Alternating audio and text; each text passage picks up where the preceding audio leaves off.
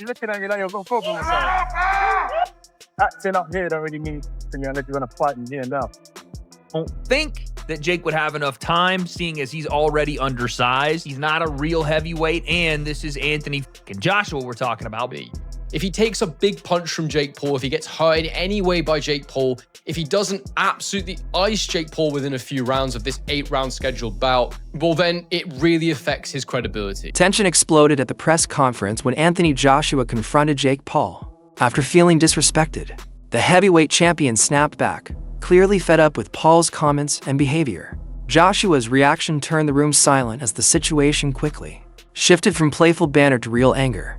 It don't matter, like, people we're gonna fight now. Fiery press conference was just the beginning of the debate surrounding Jake Paul and Anthony Joshua. Experts across the boxing world weighed in on the risks and consequences of such a matchup. Legendary trainer Barry McGuigan delivered especially sharp criticism, stressing how dangerous it is for any fighter to face someone with true heavyweight power. With decades of experience around elite punchers, McGuigan warned that one clean shot can completely shift the momentum of a fight, showing just how unpredictable and risky this matchup could become. AJ's grabbing the bag. There's nothing wrong with that, because anybody else, if they got offered that kind of money, they would do it. So, yeah. And some people are suggesting he might damage his legacy. Well, where do you sit with the decision of him taking that fight? And it's a professional 8-round fight as well. Yes, it's a highly dangerous fight for Jake Paul. I don't know what he's doing, unless they have done some sort of caveat or some sort of agreement that he says he's going to go easy on him, or he's not going to go flat out. But you know, I've been tossing this up and down in my mind and trying to figure how, and under God, when he had agreed to fight someone like Tank Davis, who is, you know, several divisions below him. That's more like what Jake Paul does. And then he goes from there to fighting Anthony Joshua. I mean, just look at what happened to Francis Ngannou, who's a big, athletic, tough guy and had gone 12 rounds with Tyson Fury and given him a real ding-dong. And then he gets absolutely obliterated in a round and a half against Joshua. That shows you, despite the fact that he's been knocked out since by Daniel Dubois, who could knock out anybody, by the way, in any weight division or in any era of the heavyweight division. He's such a powerful guy. He could knock anybody out if he hits them properly. But you know, it just seems utter madness. Wade, host of the Wade Concept podcast, revealed that Jake Paul's secret training strategy for Anthony Joshua has now been exposed. According to Wade, Paul has been sparring with multiple heavyweights who match Joshua's size, height, and experience. These sessions help Paul absorb real heavyweight power while sharpening his timing, footwork, and game plan. By working with fighters who mimic Joshua's physical advantages, Paul is preparing for the unique challenges that come with stepping into the ring against a true heavyweight. Fight if you're Jake Paul, who hasn't fought someone in the top, realistically, the top 50. I know Tommy Fury is ranked in the top 50, but anyone that is a top 50 fighter, even in your weight class, let alone a top 10, top 5 heavyweight in Anthony Joshua, who was a 2-time heavyweight champion of the world. Can you get prepared for a guy like that if you brought in, let's just say, a deity, freaking Zeus, Hercules, whoever, to prepare you? Could you do it? I don't think that Jake would have enough time, seeing as he's already undersized. He's not a real heavyweight, and this is Anthony fucking Joshua we're talking about. But I will say there were rumors going around that Jake was not taking this fight as seriously as he needed to. That Jake was dallying, flying to go see F1 in Miami after his press conference, and then going to see his girl all the way in the Netherlands if she's trying to qualify for, I think, the Olympics or something else. There was this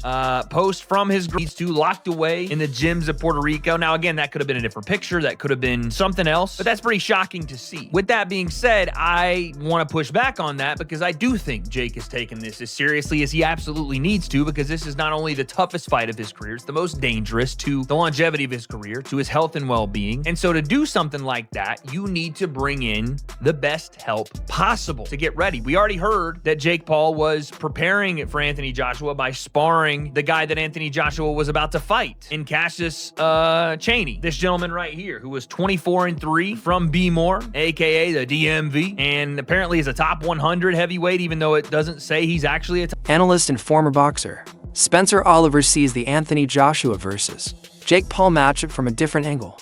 Speaking on a panel, he said this fight is bigger than competition, it's a symbolic moment for the sport. Oliver compared the situation to Muhammad Ali, who often took bold, unconventional fights that captured the world's attention far beyond traditional boxing fans. If Joshua faces Jake Paul, Oliver argues, he steps into a role similar to Ali's where entertainment, spectacle, and sports history collide. This kind of crossover fight could introduce boxing to millions of new viewers, especially younger fans who follow Jake Paul online. It could grow the sport, spark global interest, and create a cultural moment that brings together old-school boxing fans and a new digital audience. Analysts say the impact could be massive not just for the fighters, but for the evolution of boxing itself. Veteran analyst Gareth A. Davies raised major concerns about the safety of this fight. He pointed to the large weight difference and the huge gap in experience between the two men, arguing that this matchup pushes the limits of what is safe in a professional ring. Davies warned that if Joshua lands a clean, early punch, the fight could end dangerously fast. While the idea of a YouTuber challenging an elite heavyweight is there is a danger in this fight. The odds are Joshua's 1-12. Obviously, Jake Paul is 6-1. Yeah. To win this fight in a 2-horse race in which this is a guy who lost to Tommy Fury, Tyson Fury's brother, in an 8-round fight, who, for me, I wrote that it would damage his legacy a week ago. It will damage his legacy for several reasons. If the Deontay Wilder fight never emerges, which it looks like it isn't, I've been calling for that fight for ages. If those two got in a ring together, it's still a massive fight. It's a dangerous fight to sanction, in my view. It sets the wrong precedent. It is 10-ounce gloves. It is a boxing match. It's not an exhibition. This isn't a 58-year-old Mike Tyson. This is one of the most dangerous finishers in the world, who is probably 5 levels above Jake Paul and a weight division above him. I think it's irresponsible to let those two in a ring together in a proper boxing match. That's my view. It doesn't damage his bank balance, but if he earns 70... I don't think he beat the top 5, top 6 guys. But that in that weight class is where he'd be at, like say 180, 188 or 189, somewhere around there is where he'd probably compete. There's not a lot of talent there though. So he might be pretty good in those weight classes. Him competing in the heavyweight division against like Deontay Wilder or Anthony Joshua or anybody else, no. He gets annihilated. I'm very surprised he signed this fight. I was shocked he signed this fight. I texted my buddy Bo, because Bo follows boxing really well, and I texted him. I was like, dude, we might see a death. And he said the same thing. He's like, I cannot believe he agreed to that fight. But the numbers, the numbers that are, nobody knows the true payouts. They're saying it's around $200 million that they're splitting evenly. So they're getting about $100 million each. He said that it was $267 million. So I don't know who you believe or don't believe, or it could be they're splitting 200 and the 67 delta, they had to pay DAZN because Anthony Joshua has a contract with DAZN. And this fight's going to be on Netflix. DAZN. It's DAZN. So they, which makes, how the hell? Please stop saying DAZN, okay? DAZN. That's like Saint Benoit, okay? Where's the O in DAZN? It's DAZN. Well, there's no O or no E at the end. But so they basically had the time. You never really got into the financials. Have those been discussed now? Have you discussed the financial element? Yeah, there has been some conversations around that, and it is. I mean, it's a huge amount of money, and I think AJ would be mad if he didn't do it, and I think he will do it if Jake Paul is genuine. We may wake up tomorrow with these people and they've announced another fight. Like, honestly, anything could happen. So I still can't get my head around the fact that this guy wants to challenge AJ. Listen, respect to him if it's true, but we shall see. To end on that note, I spoke to Alfie Sharman earlier. He said that himself or DAZN have had no conversations about AJ potentially taking that fight. Obviously, AJ is exclusive to DAZN. What's the situation with regards to that? Because I know everyone here. Apparently the fight's done. Obviously, it's not done because, you know, those conversations have to take place. I'm very confident that I can have some positive conversations with DAZN. Obviously, we'll be on a clock, but it's a 50-50. Last one from me. I saw Chris McKenna tweeted that Anthony Joshua currently doesn't have a British Boxing Board of Control license. Obviously, it's not unusual for someone who isn't fighting currently and he's inactive to let it run out. Entertaining. The physical risks are extremely high.